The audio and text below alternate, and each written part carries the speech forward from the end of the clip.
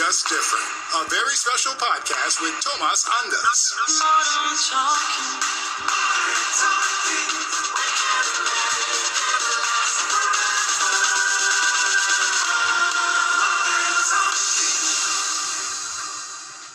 Welcome everybody again to a very special private matter.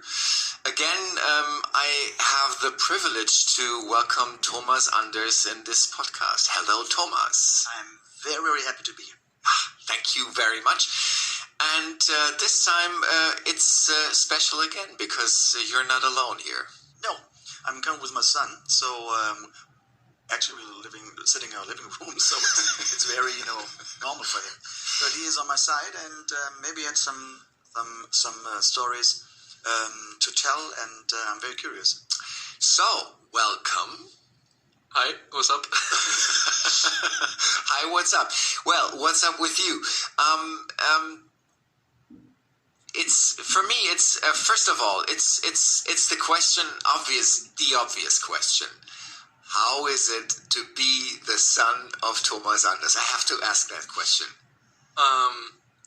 For me personally, it's kind of normal because he's my father. I grew up with him as a famous star, and for me it's like a bit normal. Yeah. Okay. Ever had any problems with it? Was it sometimes like you went into the supermarket and you were like, oh no, not again, all these groupies around him? Groupies in the supermarket? And what kind of supermarket do you visit? Of course, there are people who are coming to my father and can I take a picture and stuff. But also, it's like normal for me. It's pretty normal for you. Yeah. But then again,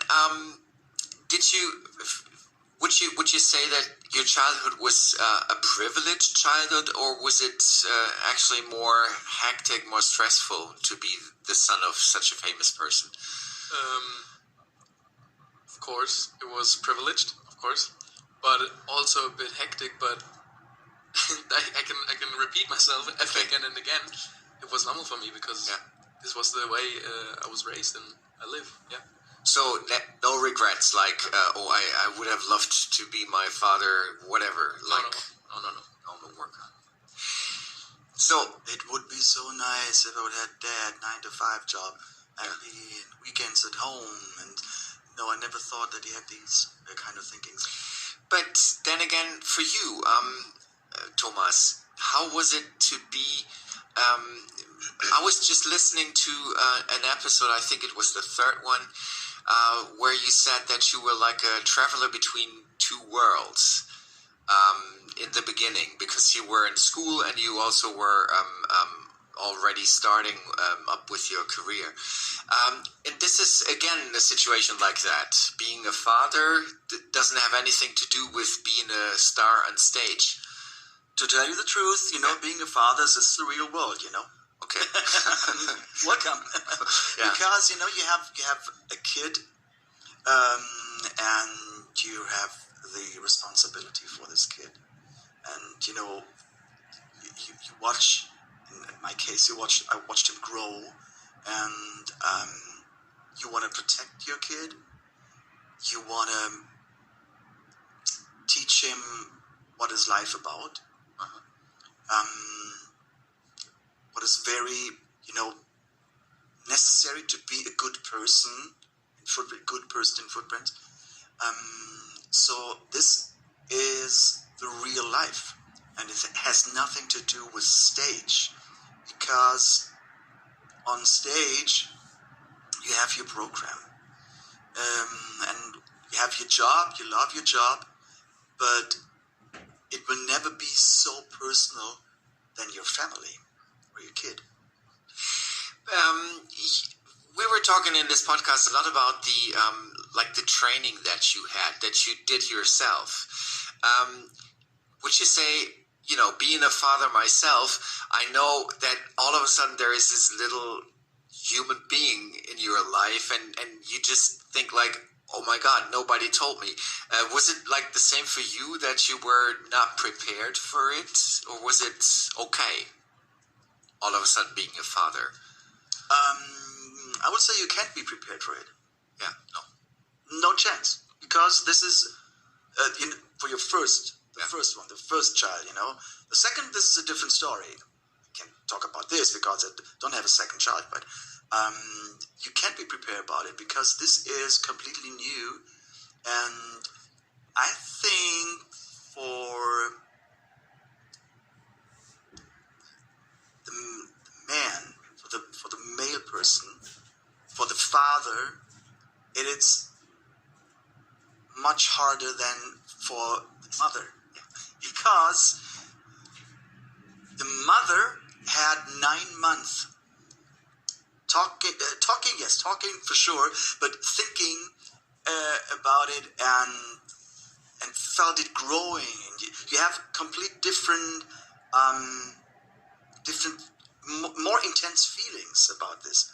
And then, let's face it, you go with your wife to the hospital, and you come back with a wife and a child, and a baby, a newborn, and you have no clue what to do. Because for me it was, oh my God, he's so fragile. I can even touch him. But you learn it. And you will getting better and better from day to day. I always say women are mothers and men become fathers. They really have to learn that on the job. Very good thinking. Yeah. Okay, Alexander, the first time that you realized my daddy is something special, when was that? Do you remember that? At which age you mean? Probably like 4 to 5. Yeah. Something like this. Because in the beginning I thought everyone's dad going on tour and making songs and making music and stuff. But then as much new friends I gained, I realized that's not normal. When they told me their fathers are not going on tour. Yeah. Okay.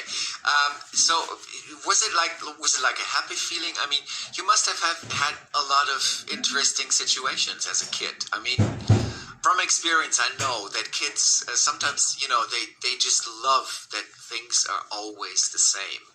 I guess in your situation, things never were the same. No, quite not. But it was okay. It was normal. It was like daily life for me. Like my father, sometimes he was there, sometimes he was on tour. Yeah. But it was fine with me. And so you didn't think, oh, I got this absent father, because there were times when he was there all the time, I think. In between tours and in between. Yeah, but sometimes it was like just for one show away. Yeah. Then he, I don't know, for a week. He was in the week maybe away for like two days, and then for the weekends. But this was also like changing it from every week to week. So there was no like, okay, now he's here and then he's elsewhere. I was raised like this, Yeah. Okay.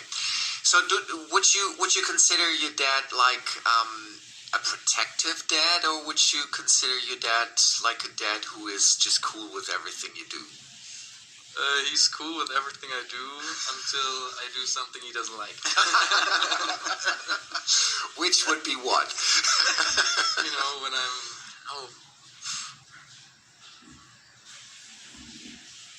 That was something. No, it depends. When sometimes we have rules in our family. Yeah. And and this is what I try to tell him, to teach him exactly when, even his mom, his dad, we have to do our life, and therefore we need rules, which is very important for the social living. And when he wants, sometimes, when in the age between 13 and 16, sometimes it was harder. When kids have their own way of thinking, and it's always very difficult difficult to explain is the fact that on one side, you say, I said to myself, okay, he has the right to reflect, and he has the right to try new things, but we are in our social family, part. And when he just did things which were he didn't that so much, so I'm really thinking about it. So often, sometimes handled things which were, not in the way like I wanted to have it in a certain way. And I thought this could be dangerous in one situation. I needed to explain him this is no good. Even if it's for, things for school or, things with friends or whatever, when I thought this is a right decision. And as long he was not an adult, that means from our law side, in Germany it's 18, then he has to take his own responsibility for himself.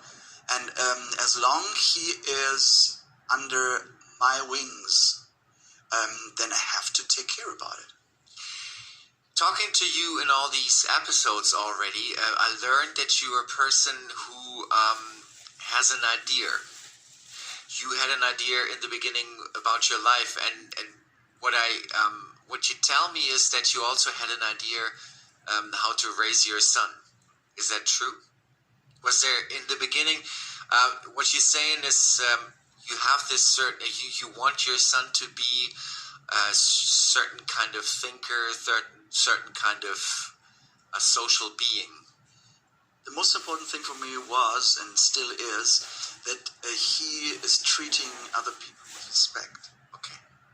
That means treating his parents, treating the rest of the family, treating all the people, even animals, and even the nature with respect. And this is my my deep thinking, that if you are raised in this way of thinking, you have a big chance to be a good person. RESPECT. Okay, Alexander, you meet somebody new. How long does it take you to tell him you're the son of this very famous person? Normally, yeah. I'm not the one who's telling this new person who's my father. Normally my friends will tell him after I don't know, half an hour or something. Yes, I think because for the friends it's even more interesting than for him. Yeah. Okay. Yeah. Okay, so it's not like this thing like hello. No, I'm not going into I'm the son of Tomas Anders now. Yeah. So what are your plans? Obviously we don't know anything about your first record. We don't know anything about your first tour or something. What are your plans for the future?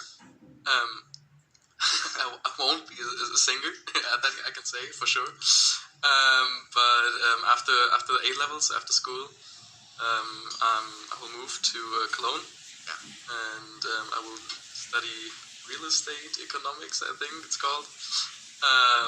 That's the plan for now. That's the plan for now. Yeah. So totally different ball game than your father, which I think is pretty clever to do that. Yes. I would have been afraid if he would have told me that he will, go in my footsteps. Yeah. Because, to be realistic, for him, just to sell more units than I sold, which was like more than 125. I think meanwhile it's nearly 130 million. I'm sitting with a man who sold 1 million, 130 million units. Yeah. Okay. So this is really a lot. So he will always be for the public. He will be in competition. Yeah. And they, even the media people, they will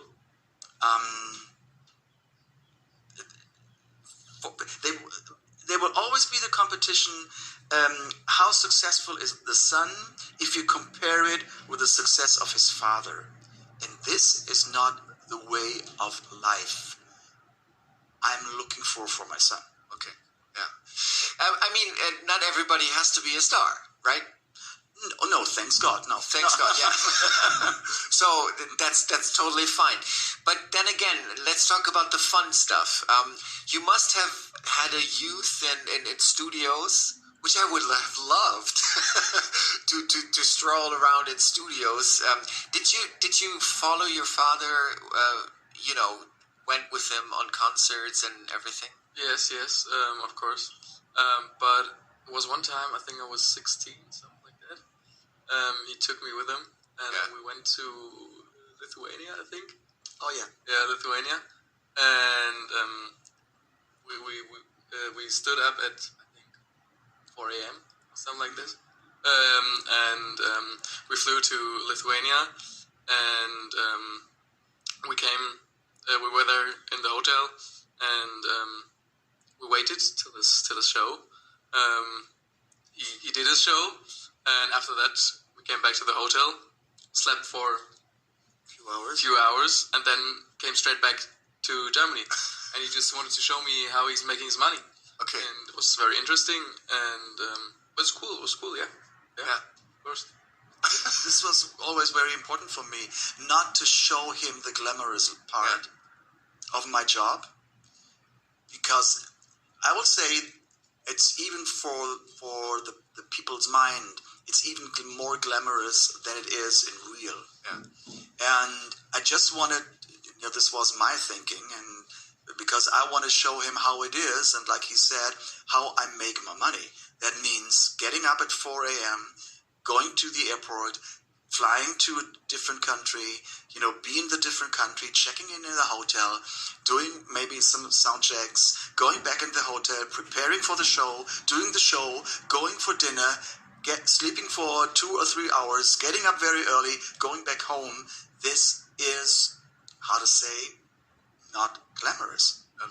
It's just a hard job to do. Yeah. Okay. But it get well paid, as much as I understand. Yes. Okay. Okay. So, growing up with Tomas Андерс, how many countries did you travel? That's a good question. USA? Lithuania. Germany. For sure. That's it. Yeah, that's it. Yeah. But you're internationally schooled, right? You know your way through airports and everything. Yeah. Because of boarding school, I was in the boarding school for 7 years. Yeah. And in the beginning, I was often I was coming home via the plane. Yeah. And in the beginning, my father came to me in the school just to fly back with me home, just to show me how everything works there. Yes, he was 12. Okay. He was 12, and all the security handling, and he has to go through all of this. And I remember it was very funny because the same plane with the same crew went back. Yeah. We were going from Cologne, and we were flying the south of Germany, and then I just turned off. I had to go into the terminal, and then had my security control, and then I was boarding. So it was the same crew, and I remember once the stewardess came to me and said, "Oh, what is wrong? Did you forget something?" I said, "No, I'm coming with you back, flying back to Cologne." And she said, "I don't have to understand this." I said, "No, you don't have to." And on one other situation was, I was, booking the flight by phone, and then the lady at the phone said, "Are you okay?" And I said, "Yes, why?" "You're going. You have only 30 minutes going back." And I said, "Yes." but what are you doing? And then I explained to her that I was guiding my 12-year-old son, and I heard, like, I felt she was breathing like, oh my God, he's not crazy. He's not crazy. He's doing this for fun. Flying from Cologne to the south of Germany and just flying back because I guess. Yes, because I have nothing to do. Right. I have a boring life. Okay. So, Alexander, are there memories, like special memories with your father, being on tour with him? You must have 1,000 stories. Yeah, I remembered when we were in the USA, Los Angeles, and all the lights were shut down, or they wouldn't work. Complete PA, I think. Yeah. So no electricity. No, nothing. Yeah. And the whole crowd was already there, and they were waiting, and I felt that my father was under pressure, but he still was very calm. Yeah. And handled the situation very well. So everything in the end worked out fine. What did the show you do? must go on. What did you do? A piano, and that was it, or? No, there was no electricity. There was nothing. There was nothing. No, dead. Dead. Completely dead. So, but it was at the beginning from the show, and just I think 1 minute before the intro, and there was a electricity breakdown, and he looked at me and said, "What are you doing now?" And I said, "This is not my job. I have technicians." And even if I would be on stage, what happened quite a time, that has been on stage, and then some breakdown came, and I had to entertain the people. Yeah. So I remember there's one thing that the guitar was working and my mic was working. Okay. And so I said to my man on the guitar, I said, "Come on, let's do unplugged session." And what the people, I'm talking a bit, behind the scenes. What the people don't know, when I'm looking to my back line to my monitor mixer, and we have special signs. Yeah. That means when thumb is up, it's wonderful, only a few seconds and everything will be done. If thumb goes down, I know, it will take a bit longer. Therefore, I need to talk more. And then I'm looking, every 30 seconds on my side to my monitor technician. And when he's doing 3 or 4 fingers means 4 or 3 minutes. 1 minute to go, and then I know, and then I'm looking to the side, and when he is smiling, I know everything is perfect. Okay, but Los Angeles wasn't perfect. How long did it take the technicians to get all his things back? 3 minutes. 3 minutes, okay. I tell you, the people didn't notice that. Okay. But it's kind of a sweet story that you were there and you were troubled that your dad was in deep trouble. Yeah, but he still stayed calm, and everything was perfect. Yeah. Okay. Worked out fine. Yeah, because when you think about, I've been on stage with shows, I don't know, 8,000, 9,000 shows in my life. So everything happened to you. What should happen to me? I don't know. Is it like you're proud of your dad? Of course, yeah. Yeah. You can tell him. Of course, I just told him right now. I'm proud of you. Are you proud of your son? Sure. Yeah. He's a great guy. He's a great guy. Yeah, and the way it's really lovely. I mean, I have to explain this situation. We're sitting here in the living room of Tomas Андерс. His wife is right there, and she's. It's kind of a hectic situation for her because her husband and her son are talking, and she's like, "Oh my God, they have to tell that." Well, anyways, but it's a very lovely situation because it seemed to be a very loving family, and this seems to be your plan, right? this is the most important thing you can have. A wonderful family. Okay. And I know for my wife, it's for her soul, it's a drama, I will say, because she has rememberings of things which I even have forgotten. And she wants to tell it, but I swear you, honey, one day you will sit in here on my side, by my side, and then you can talk, but I have the thinking that I can go out then. Okay. She is talking all the time. All the time, okay. But we're going to be there. I know we're going to be there, definitely for sure. But then again, we have to talk about this one event that everybody, I think, knows about Tomas Anders and his son and the burning car. Come on, tell us the story, because I know that you were driving the car. Yes, I was driving. I had my driving license, I think, for 1 year was. EINFACH was, right?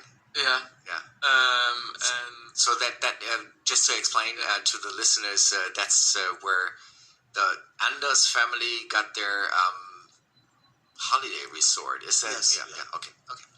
And I was driving because friends from mine were coming like week from there on, and my parents would go away, went off back to Germany, and so I were alone with my friends. And the car. So my father came to me and he said, "Son, you have to learn how to drive this car because it was a stick shift." Yeah, stick shift. A Defender, right? Mm-hmm. And these Defenders are very hard to drive. Yeah, but they're lovely. Yeah, but hard to drive. It wasn't.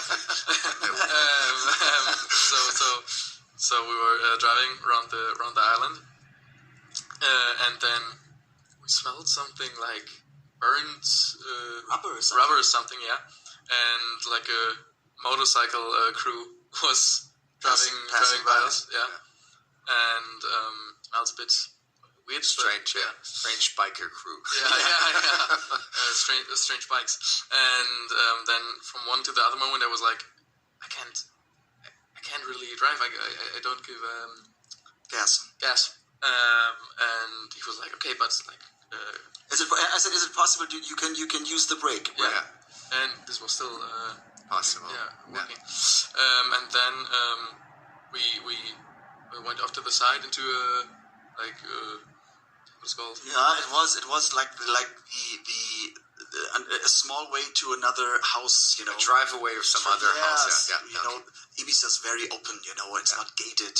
So we didn't destroy something. So I said to him, please push the brake and go with the car on nearby the road, but we need to have a safe place. So we stood there.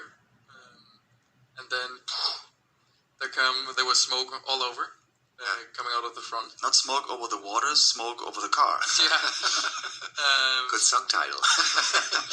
And he was calling the insurance, or what was it like? So I called our housekeeper because she has to take care that we can find a mechanic station. And then I was talking to her, and then Alexander came to me and he said, "It's no smoke." Yeah, they're coming flames in front of it. They're flames. Oh my God. And it took 20 minutes, and the car was gone. Did you ever find out what happened to the car? I think that the line, where the petrol is going from the tank to the motor. Yeah.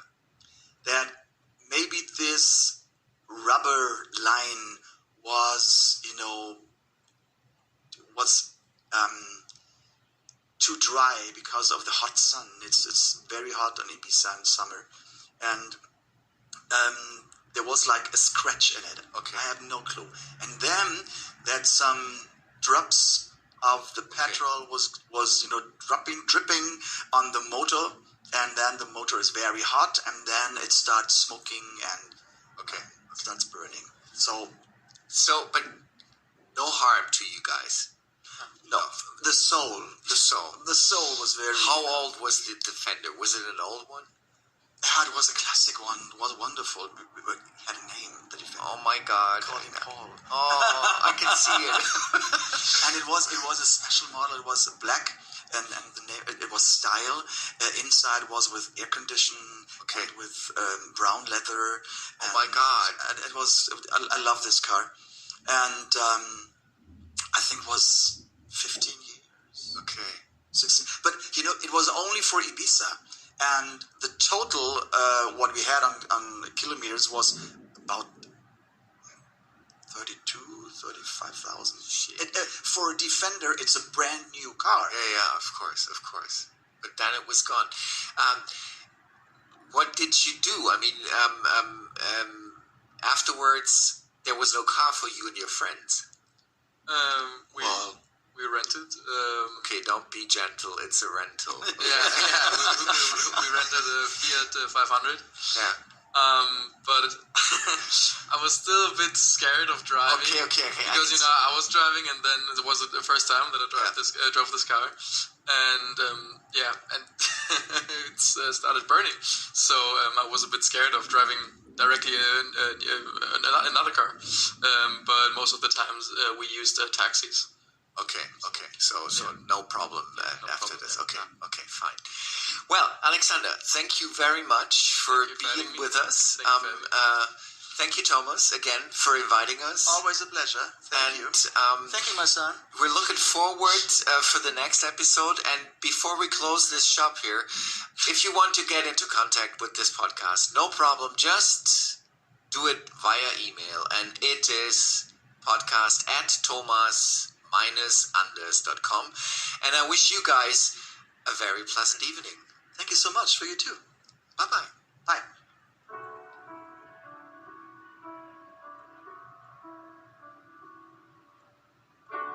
Blown by the wind, torn by the storm, we've always find the love we need to keep each other warm. Keep each other warm. Modern Talking, just different. Now on all platforms, the new podcast with Tomas Андерс.